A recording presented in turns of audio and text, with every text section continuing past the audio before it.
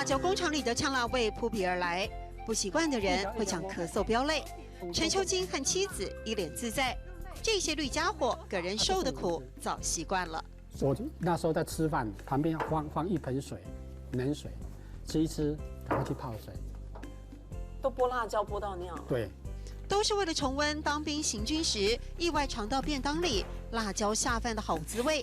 陈秋金突发奇想，辣椒剥皮应该比较好吃，因此研发全台唯一的油炸剥皮机，让辣椒脱去粗涩的表皮。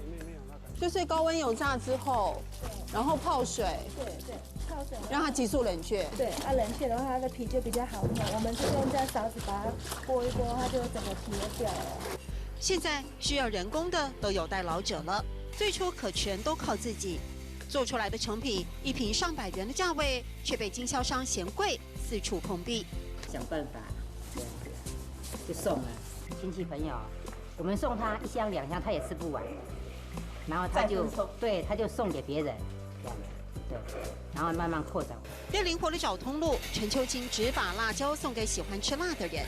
他说：“人的习性会把好东西推荐给相同喜好的人，销售网就此拉开。跌跌撞撞的摸索，也还好有妻子力挺。都叫女人特别辛劳。哦，就好羡慕哦，就是感情浓厚，而且养不鸟懂讲。苏小姐，你没懂讲。不好意思，因为他要回称赞我。我说鸟不鸟懂讲是你太太很漂亮，那没懂讲是你也很漂亮。” 如今，陈秋金打响花莲剥皮辣椒的名号。当年便当那一口配饭的辣椒，成功变为餐桌上闪耀的主角。